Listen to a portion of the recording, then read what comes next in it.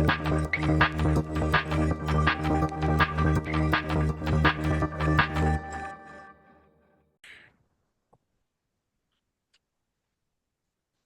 morning, good afternoon, wherever you are listening and watching from. It's another edition of The Last Word on Rugby Pod. With me again this week, Mike Greenaway, Ashfaq Mohammed.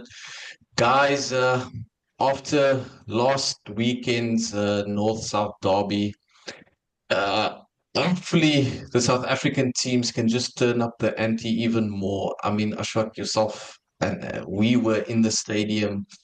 What a magnificent atmosphere and what a game to take it to that last kick to seal it. Yeah, it was electric, Leighton.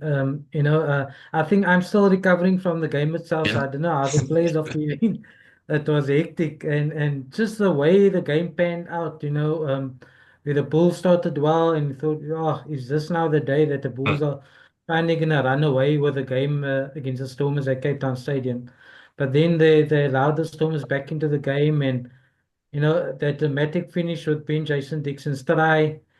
Clayton Blommerkies' conversion, which I initially thought was over. When I looked at it, it looked Yeah, yeah, from our vantage point that it was over. that was And I over. thought, oh, here we go again. The Bulls contriving to lose once again at the Cape Town Stadium. So I was shocked when I saw afterwards that he actually missed it. So, yeah, what a game, what an atmosphere, and great result for the Bulls. But I think the Stormers can also take a lot of heart out of that performance. Yeah, I You was know what just I gonna thought say. at the end there, Leighton and Ash, Mhm. so there was so much focus on poor old Clayton Blommerkies and that conversion. But we tend to forget as humans what's happened before. We focus on the here and now. I mean, where that game probably was more lost was when Yuri Mattia missed three kicks in a row, and two of them were gimmies.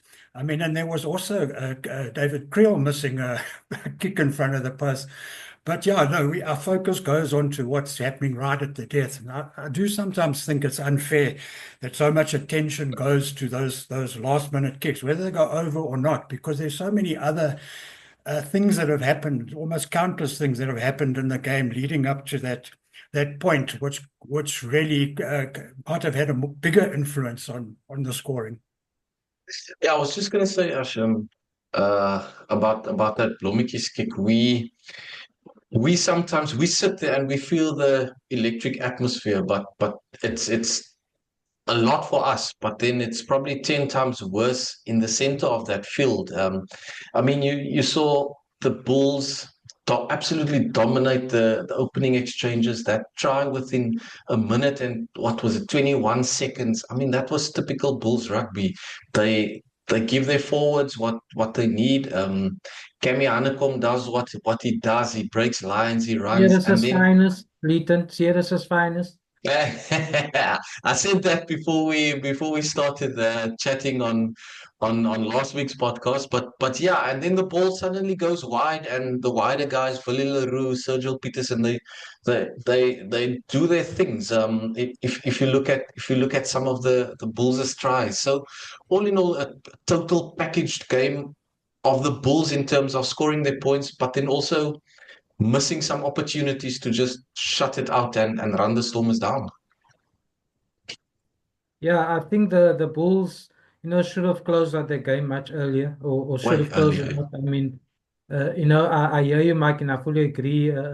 Blommetjies has got a lot of harsh criticism, but if he had slotted it, the Stormers would have won. And Mm. then the Bulls would have been asking very different questions this week and introspection because how did they manage to lose that? Jake White said afterwards that he chatted to Skalk Burger just as they came over the field there and Skulk told him, yeah, you're really trying to find new ways of losing games, and that was a feeling because the Bulls with their scrum dominance in particular, Walker Low again that I wrote in a comment piece, he straight back that he has for those scrums is just, like almost a book on how to scrum for a tight head and that's what he does, It gives TC Tolly really a hard time and Jan Hendrik Wissels and Gerard Steenkamp as well against a Springbok stalwart like Frans Malherbe. So, the Bulls had a platform, Cameron Hanekom, lovely running, getting stuck in on defense as well. Willie Leroux was a bit up and down. Had some lovely tactical kicks. I felt really drove the Stormers back, but also sometimes hesitant on attack. You know, Jake even mentioned afterwards he sometimes played like a fullback at fly off, which he actually is. So those were a few of the problems there. But you know, credit to the Stormers. I think the fighting spirit they showed, the tenacity, they were really decimated by injuries. You know, it was really, Mike mentioned, sort of a B team backline last week. You know, so they were missing some big guns, and for them to take it all the way and almost should have won it in the end with that late try and conversion speaks volumes about how they're going and for the rest of the season. So don't write to the Stormers yet. They might be down on the log and having lost quite a few now, but they still have the ability to really be a factor in the UFC. But yeah, we can look at that game as a sort of hopefully a marker that has been laid. Looking at the next couple of local derbies, there's a couple of spicy affairs coming up in Gauteng. Yeah, look, I think maybe the last word on that game. I think Rassie would have liked what he saw. I thought it was a brilliant advert for South African rugby, and 100%. Now we move on. Yeah, I think just a big thing to take out of that game as well, looking ahead now to the future derbies, is just that you mentioned Volker Low. Ash. I mean, the scrumming of the balls now is now, and just think where it was 3 years ago. It's just becoming a serious weapon of destruction, and I think that could play a very key role. They're going to go quite far in this competition, I think, when you've got that set piece working so awesomely. Yeah, and I look at the Sharks now go to Loftus this week, and yeah, look, they have a weakened team, but it's still pretty good. But I look at they've got a front row that's actually all capped at Springbok level. Obviously, Bongi, he's current. Trevor's on his way out, but he's played a lot for the Springboks. And Mkuno, Tutuko Mkuno, obviously up and coming. But when I look at their bench, look at the Sharks' bench, that's often where, when a top team has a lot of players out, they can sometimes put on a good starting 15, but then it's the bench where they get exposed because their depth is compromised. And I think, I look at that Sharks bench. I'm not sure if you guys have seen the team yet, and you look at the players there, and it's like, but who is that guy? There's a lot of unfamiliar faces there. And I think the Sharks will be competitive for most of the game, but I think it is that last 20 where they're going to be found out. And we don't know yet what side the Bulls have picked, but I'm imagining Jake is going for broke here. I mean, he's got momentum. He can, he's looking at 5 points here, but so just looking at that Loftus game, I think Sharks competitive for 3/4 of the game, and then I think they're going to be found out in the last quarter. And there's also, Mike, just to add on to that, it's not as if the Sharks can then keep the entire pack on for the 80 minutes because you're at altitude as well. And that's another correct. factor for them to deal with. So it's not like you can go the old school, you Yeah. just keep everybody on. Yeah. Just on that game as well, sorry, Leighton. And we've discussed now that the Sharks could be up against it in the fours, but you look at that Shark backline. Wow, there's nothing wrong with that. Grant Williams at 9, Sia Masuku, and then Lucanio at 12, the Boogeyman at 13, Ethan Hooker, one of the most exciting up-and-comers, along with Lorenzo Julius. On the wing, your Pinks is no slouch, and Jordan Hendricks at fullback, who loves to counter-attack. So they've got plenty of threats, the Sharks, out wide, but will they get quality ball? Will they get front foot ball? Yeah, look, again, that their starting pack is pretty okay, but yeah, that's a tough challenge. That Bulls pack, if Jake keeps it on mass, is really strong. So yeah, that's the question. If that Sharks backline can get ball, they can be dangerous, but again, altitude and sort of mediocre bench could find them out, I think, in that last quarter. And you would think that knowing it's local derbies, there's the SA Shield they're still playing for, you would have thought that maybe Plum would have challenged the Bulls at their home. I know they kind of behind in terms of their Springbok resting protocol because of the matches over December and so on. But do you feel they should have gone a bit full strength and then go back to Durban with maybe some points? If you look at the scales now in terms of where the Bulls are and the weakened team that the Sharks are sending. I think what the Sharks have done, and this is long-term planning, is quite a long time ago they took this February block and sort of wrote it off to resting. They've got a lot of Springboks, and I think they looked at February and thought, well, here's 4 weeks we can write off to resting because they only play one match. I hear what you're saying. Yeah, look, but maybe they just thought, and again, I don't want to say they've written off a game, but there is a bigger picture, and I do think they're looking for a very strong finish in both the URC and the Challenge Cup. They'd like to defend that.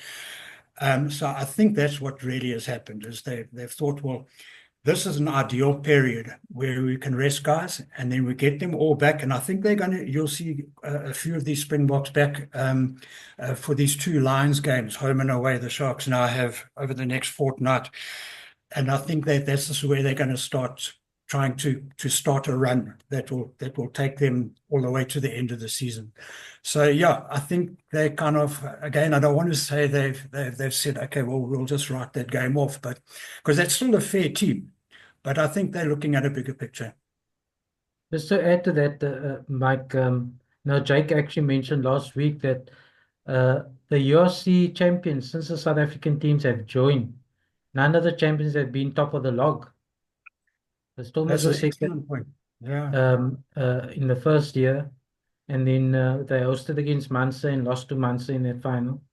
And then last year, the Bulls hosted against Glasgow, and Glasgow won the tournament. So it's not necessarily that you have to have a home semi-final, final to win the trophy. In fact, the Bulls beat Leinster in Dublin in 2020 in the first URC season in the semi-final. So it's very possible, if the Sharks have a loaded team for the last few weeks of the tournament, they can beat anybody anywhere. Yeah, excellent point, because it's how you finish. It's such a marathon season. I mean, you want a good start. At some stage of a season, you've got to sort of mark time a bit and just sort of try and refresh your resources and things, and then it's really how you finish. 100% agree with you, Ash. Yeah, and that's what the Sharks are looking for. I think they'd like to defend that Challenge Cup and really put in a strong run. And that Sharks team, when it's at full strength, they can beat the top teams away. There's no question there. Speaking about finishing, 5-try finish from the Stormers this past weekend, but they have one competition to focus on. Ashfaq, do you think Dobbo's are under some kind of pressure now for his team to perform without some of these stars and grab that knockout spot? They haven't been out of the knockout race since the inception of the URC. So I would think he's under immense pressure with or without his stars to make that top 8 because they've got nothing else to play for except the URC. Yeah, it's a really difficult situation because when you consider the kind of players that aren't available, those are basically the Stormers' best players. Talking about Stephen Kitshoff, Damien Willems, Sasha Feinberg Ngomezulu, Mani Libok, the list goes on. Ruan Nel, Suleiman Hudson-Berg. I mean, that's virtually the entire backline. And there's a couple of forwards also. JD Schickeling was crucial in terms of the lineup in particular.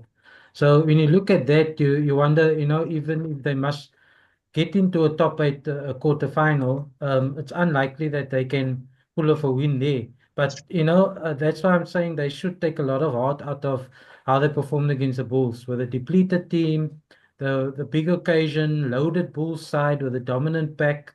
They took those shots in the first half in particular, but still managed to get within a score and maybe should have won at the end. So that will give them heart, but now it's almost a case of they need to win every game. And this Yeah. weekend, Lions at Ellis Park is going to be, I think, harder in some ways, in some respects, because it's at altitude. The Lions are a bit rested now. They smarting from their loss to the Bulls at Ellis Park a couple of weeks ago. So, they're going to come out firing, and there's a couple of former Cape Town boys as well in that Lions side who's going to want to prove a point against their sort of home side as well. So yeah, it's going to be a thrilling game because Lions will go all out attack as well. We know the Stormers normally play that way too. So it's again, like I mentioned last week, which I thought actually worked quite well for the Stormers at times, if they will utilize their kicking game too, just to vary things up a bit and find space behind the front line defense. It's going to come in there. You guys know the Stormers probably better than I do, but I think a big sort of issue here maybe. How much did that massive derby take out of the Stormers? I I know was they're just going to say, professional yeah. rugby players, but yeah, I mean that's they really punched above their weight there, considering how decimated they were with injuries. I'm talking about the Stormers, and that game, it was played at a ferocious pace. Now they must go 7 days later and tackle a Lions team that's been resting like the Sharks since I think they last Yeah. played 20th of January. So it's not just a physical recovery. Yeah. How much did disappointing defeat at the death take out of them after they emptied the tank? And then, like I said, the Lions. I was in a press conference with Julian Redlinghuis and Frankie Horn, and they've used this fortnight to not just sort of rest, but to readjust their goals. It's almost like starting the season afresh. So these guys are in the starting blocks. They've set new goals of where they want to finish. So they're going to charge out of the blocks. And I see the bookies. I looked at the odds just before we came on the show, and the Lions are substantially favourites. I'm not sure what you Cape Townians think of that. No, from my point of view, they are. And just to come back quickly to that, are they mentally ready, the Stormers? I mean, Clayton Blommetjies left the field in tears after the final whistle. Can you recover from that emotion within a week and set your mind to the side, saying that I need to focus on this now? Yuri Mathieu missed 3 kicks too, relatively easy. It's on the high foul. The ball's going to travel again, but will his direction be dialed in? Can they switch on for that? I would like to see them go all out, flat out, like Ashfaq also mentioned that attack against the Bulls. It was good to see, but they also varied their kicking game to suit Yuri's his strong points, and whether Dabo selects the same backline with the same bench, I think they don't have any other backs to come in except maybe a tweak at scrum off. It was quite interesting that not Paul de Wet or Herschel made the starting lineup against the Bulls. We all know they're going away, and one of the reasons the Stormers gave was that Steph Angra is staying on with the Union, so they're focusing on long term as well. But with them losing, can they afford to focus on long term and not just a year and now and play their best players at the moment? Yeah, it's a tough call because, well, as Mike mentioned, will they have the energy to play that counter-attacking game again and give Mm, it a full go? So I wonder if, sometimes the coastal teams, Mike, they tend to sort of use a slow poison initially for 50 or 60 minutes, play a kicking mm, game on the high felt, contestable kicks, kick long, sort of not run a lot because the altitude takes so much out of you. And then the mm. last 25 minutes, you go full tilt. Yeah. That might be a strategy for the Yeah. Storm to adopt this week because, that at least should keep them in the game because, if your defense lines are in place to try and frustrate the Lions there, and also Dion Fourie at the breakdown, that's going to be a massive clash. Hopefully, JC Pretorius is starting for the Lions as well. I'm looking forward to that breakdown clash. that can really give the Stormers an opportunity to stay in the game until, say, the last quarter or so, where they can really up the ante and have a full go. Yeah, I think you've got to pace yourself for your coastal team at altitude, as the Bulls remind visiting teams from from the coast. They've got that sign up as you're about to run on through the tunnel. Altitude matters, and they give the altitude. And you've got to pace yourself. If the Stormers try and play that helter-skelter game from the first whistle, they're going to run out of puff pretty soon. But yes, I agree, Ash. I think a kicking strategy. I don't think Marnie is back. Do you guys know? No, Probably he's no. not. So Yuri Matia can play that territory game. I think it actually suits him better. So I'd be surprised. Yeah, you're right. If they don't go with that strategy, and then look, if the counter attack becomes available, obviously they'll go for it. But I think a tactical game would suit them for sure. Yeah, I'll be surprised if they don't go full out and attack the Lions. It worked for them.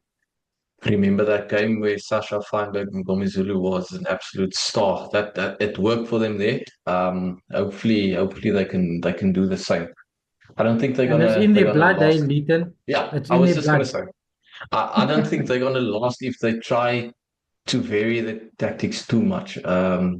They tried to do that against the Bulls, but in the end, it was that running game that brought them out of trouble against the Bulls, especially when they played against 14 guys when Steenekamp went off for that not 10 meters. Yeah. But you But yeah, mentioned Sasha there, Leighton. You mentioned Sasha, and he's not there. Mani's not there. Rowan's not there. Sulaiman isn't it, there.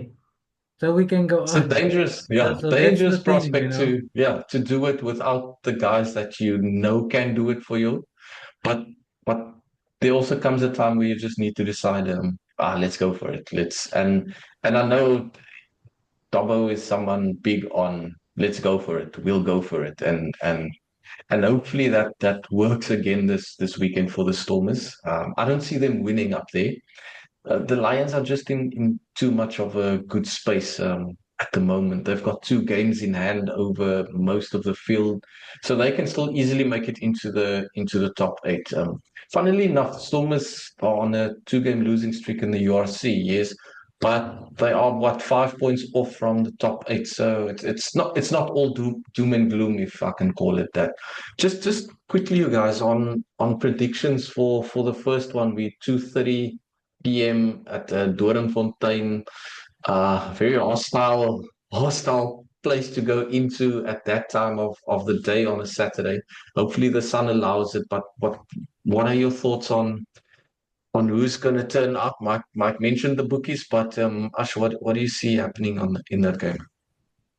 Yeah, it's a tough ask for the Stormers, as we've said. But I think the Bulls game will give him a lot of heart and belief. As much as it was so disappointing to miss out in the end, I think that could fuel them at Ellis Park, and they still have a decent team, the Stormers. So it's not like they're going in there with no hope and a very, very limited side. They still got some big players you mentioned. I mean, we see Sasha and him are not there, but Warwick Galant is there, and he can, as we know, make magic on his own, and guys will play off him, and when you've got a tight prop like Frans van der providing a try assist and then scoring a try himself, then you also know that, Exactly. that's the Stormers mindset. So that will certainly give him a lot of belief that they can do it. But the Lions, well rested, some lethal runners at the back there, Kieran Horn, Edward van der Merwe and the boys, they're going to go full tilt. Mone van den Berg, scrum off there. They've got the weapons to really hurt the Stormers. Sorry, Mike. Prediction of the Lions Sorry, Mike. game, Lions Stormers. Yeah, look, the Lions remind me of England before they beat France at the weekend, where they promise so much and they Yeah. command games for long periods, and then they just lose focus. They just kind of drift away from what they're supposed to be doing. And we see that time and again with them. They just haven't got that maturity about the way they play to finish strongly and close off games. And Horn and Redlinghuis have said that they've spoken at length about that, and they say it's like an energy thing. They've got to try and keep their energy going for 85 minutes. If they can do that, I think they might have a little bit more sort of energy in the bank than the Stormers. Yeah, I think the Stormers are a more complete team, even with missing so many guys. But it's a tough one to call. I would say if the Lions can get their act together for 18 minutes, they could win a close one by 2 or 3 points. While we're on the prediction, shall we go on to Loftus? I'll go first, and then Ash can disagree with me. No, as I said at the beginning of the show, I think the Sharks will be competitive for most of the game, and then will fall away. I'm saying Bulls by between 5 and 10 points. Yeah, just on the Bulls Sharks, I think the Bulls are a different beast when they're at Loftus. I know they've lost a few, particularly Champions Cup games there, but those were against top teams, but certainly against South African teams at Loftus. I think they just go into a different mindset and they play with a bit more freedom compared to away from home. So I think they'll be hard to stop. The Sharks team is certainly not a bad team that they've selected, even though they're missing quite a few guys. So they will give it a good go. But you would think that the Bulls will have enough ammunition to win comfortably. Yeah, I'm going to put my head on the block here and say that it's going to be a 15-pointer for the Bulls. They just I don't see them losing to any other SA side at the moment, especially because they haven't got their act together in terms of finishing or closing out games. If they can do that, shutting out their opponents when they are on the front foot, they're going to go really far in this competition. So yeah, let me come back next week and apologize to the Sharks if if that is the case. But I don't see them putting up a massive fight to stop the Bulls from completing a plus 15 points win at Loftus Versal. And can the Stormers do the job, Leighton? No. I don't see them doing the job there. There's just too much. They might challenge up front. I'm going to tell you this. We expect a way better scrummaging performance from the Stormers with Neethling Forshire and Ali van Mark likely back there. There's a big chance that they will be playing. So you will have your Springbok prop and your Tight who's been dominating the URC in Forshire back. So that duo will be back. And then Ali and possibly Brock Harris on the loose head. Stier had a tough outing against the Bulls, but they've got three very good loose heads that they can use. But hopefully, yeah, Ali can come and stabilize the scrum, and we'll see a front three of the Stormers dominating in the scrums. I think that's going to happen, but otherwise, I don't see them taking on that back line of the Lions. It's just magic happening whenever you get Enku, Kewen, Edwell touching the ball. And they've got a score to settle after that heartbreaking loss in Cape Town in December before Christmas. Watch out for Asenati in Klabakanye, guys.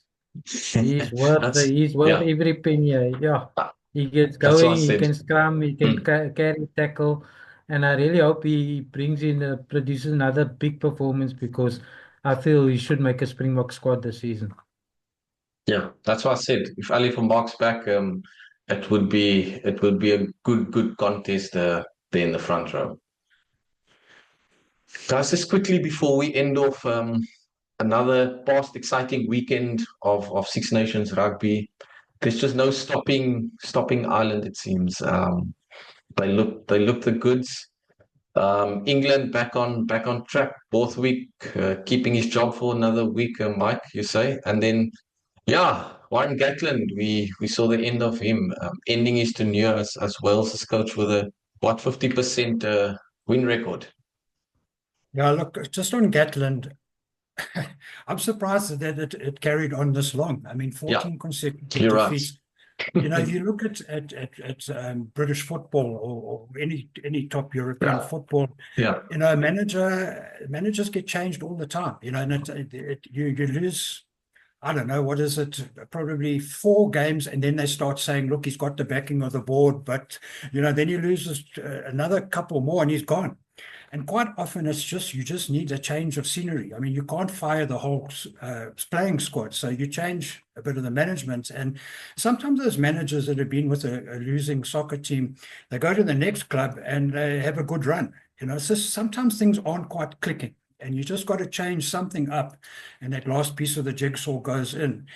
And I think that, you know, they were sort of living on past glories there. It clearly wasn't working. So I think it's good. They've brought in Matt Sherritt, the Cardiff coach.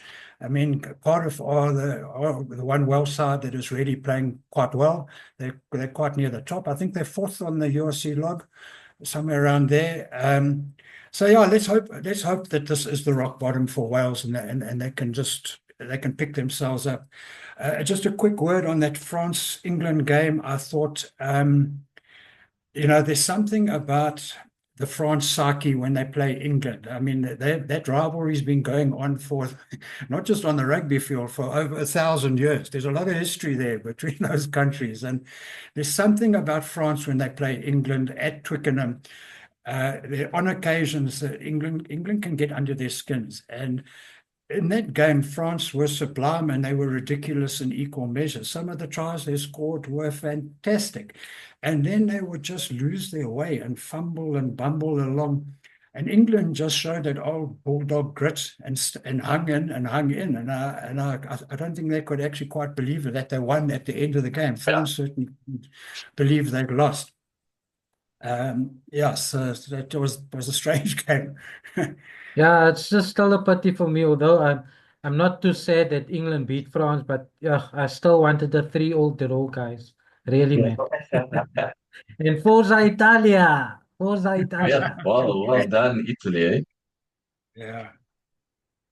Now we're looking forward to some proper action in the URC on Saturday, especially in the South African derbies, and then the rest of us will also focus on that log and how it shapes up after this weekend, especially for the Lions and the Stormers, where they are still fighting for a top 8 spot. Meanwhile, the Bulls and the Sharks, they will hope to tread on and keep their spots amongst the top 4 of the URC.